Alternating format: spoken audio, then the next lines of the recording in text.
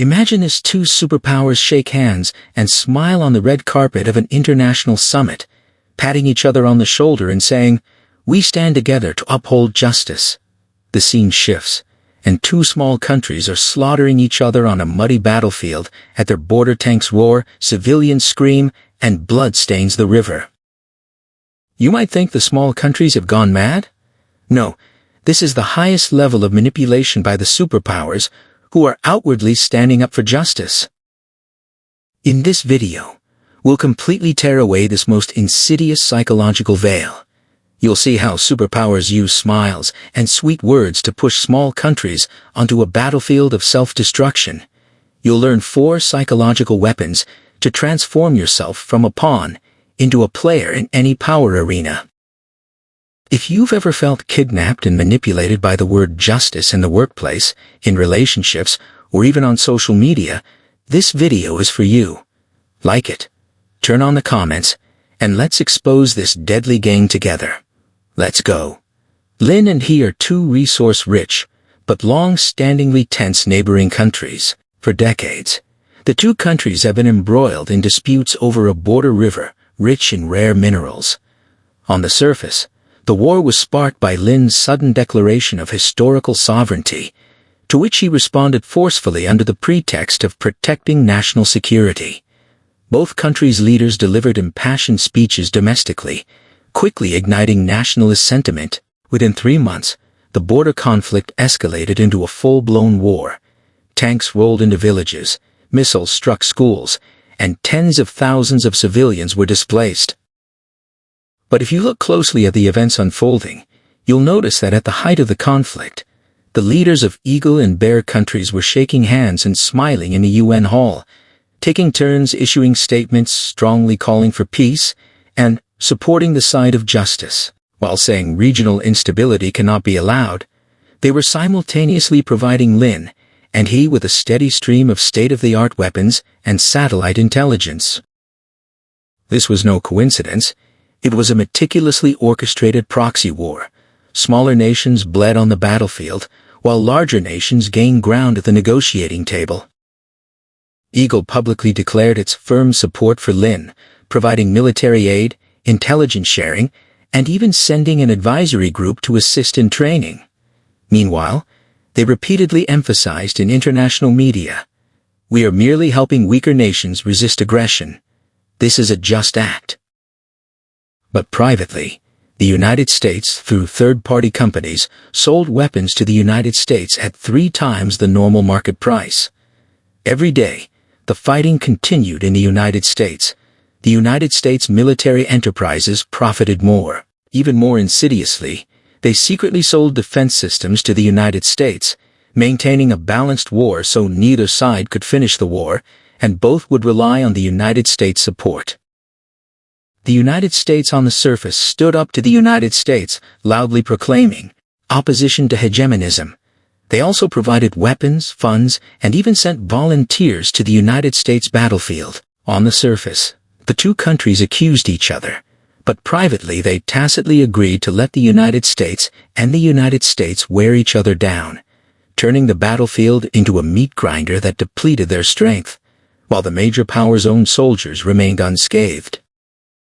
This is the highest level of art, smiling and shaking hands in public, pushing others into the fire behind the scenes. Now, let's move on to the most hardcore part of today's video: in-depth analysis of criminal psychology. The manipulators of major powers appear outwardly charming and friendly, but their psychological profiles closely resemble those of high-functioning Machiavellians. They are not simply driven by greed, but rather by a fascination with the pleasure of omniscience and omnipotence. Psychological research shows that individuals with this personality type experience a surge in dopamine in their brain's reward center when remotely controlling the fate of others. They revel in the God's eye view of, "I speak of peace on the surface, while you die for me on the battlefield." Even more frightening is their rationalization of this behavior. "I'm doing this for global stability. I'm just helping the weak." This is a form of advanced cognitive dissonance, simultaneously instigating death while firmly believing themselves to be the embodiment of justice. Their decision-making process is almost devoid of moral anxiety because they view smaller nations as sacrificial pawns, not as flesh and blood human beings. This is psychologically similar to that of serial fraudsters and workplace manipulation masters. They all need constant reassurance that, I'm smarter than others, I can control everything to maintain their self-esteem. Why do leaders of smaller nations willingly jump into the fire, knowing they are being used? The core issue stems from the superposition of three fatal cognitive biases. 1. Vanity driven the moment they are publicly endorsed, shaken hands with, and photographed with leaders of a major power. Their brains experience a strong sense of recognition. This pleasure far surpasses rational judgment, much like the excitement of a gambler seeing their chips double. 2. Sunk cost fallacy. By the second year of the war, tens of thousands have died and enormous military expenditures have been incurred. At this point, leaders think, we've already paid so much we can't give up halfway. Thus they become increasingly entangled. 3. Short-term power thrill. In a state of war, leaders can easily consolidate power, suppress dissent, and become national heroes. This short-term dopamine rush is far more tempting than long-term peace and development. Their decision-making path resembles a typical narcissistic dependency. They treat the major power as a powerful father, craving recognition, unaware that their father has already treated them as expendable resources. The most cruel victims are the civilians. Initially, everyone fears and opposes the war, but the media controlled by the major power constantly repeats, the other side is the aggressor, and we stand on the side of justice. Through confirmation bias, people only want to see messages that support their own position, quickly leading to group polarization. Moderates are branded as traitors, and extreme voices dominate public opinion. Psychologically, this is called a dual mechanism of emotional blackmail plus learned helplessness. First, fear and anger are used to build up emotions. Then they are told that only by winning can they be safe. Later, people become numb, even actively supporting continued fighting, because a ceasefire means facing the painful reality of being deceived. This is almost identical to many taking sides phenomena on American social media in 2026. We use three classic psychological theories to thoroughly expose the justice-based narrative. 1. Just world fallacy. People believe good people are rewarded, bad people are punished, so they simply attribute wars between small countries to the small countries having their own problems. Large countries exploit this, packaging their manipulation as helping the side of justice. 2. Proxy bias. Large countries hide behind the scenes, letting small countries fight for them, while maintaining the moral high ground. This is exactly the same tactic used by bosses in the workplace to make subordinates take the blame while they collect the bonuses. 3. Group polarization effect. Group discussions can make opinions more extreme. Social media algorithms exploit this to push citizens of small countries into the abyss of war. These theories aren't just dead knowledge from books. They are the rules of the power game you experience every day. Now, translate international conspiracies into your life's weapons. Learn these 4 tricks, and you will go from cannon fodder to a player in any power arena. When someone uses beautiful words like justice, we're on the same side, and for the greater good to ask you to make sacrifices, immediately ask yourself 3 questions. What does she truly benefit from? Who will bear the cost of my sacrifice? If I don't do it, will someone else replace me? Practice this for a month, and you'll find that 90% of support invitations are actually designed to make you cannon fodder.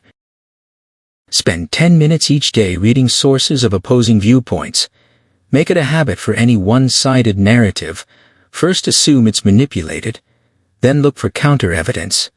With long-term training, your cognition will not be easily swayed by emotions. When someone tries to push you to the forefront of a conflict, respond with this: I support the goal, but I don't accept the way it's executed. Remember, a true chess player never fights for others. Before every decision, ask yourself, will this choice make me stronger or weaker 5 years from now? Treat life as a chessboard, not a battlefield. You'll find that many moments when you must immediately choose sides are actually traps set by others. Those who smile and shake hands on the surface will never shed blood for you. True strength lies in seeing through manipulation and still maintaining control of your own life's game. Here are 6 screenshotable action points for you, displayed in large text on the screen for easy saving. 1. Practice the 3 questions method daily to identify manipulation on the surface. 2. Develop the habit of reading opposing information to shatter illusions of justice. 3. When faced with an invitation to endorship, first ask, who truly benefits? 4. Refuse the role of a proxy. Learn to strategically say no. 5. Switch all decisions to a 5-year future mindset. 6. Turn the power arena from a battlefield into your own chessboard. You deserve to be a player, not cannon fodder. If you gain the ability to see through power from this video, please comment, "I refuse to be cannon fodder," and share your experiences with justice-endorsing platforms. We'll continue to expose even more ruthless psychological manipulations next time. Like, quote, save, and share this with your friends who are being manipulated. You are a player, not a pawn. See you next time.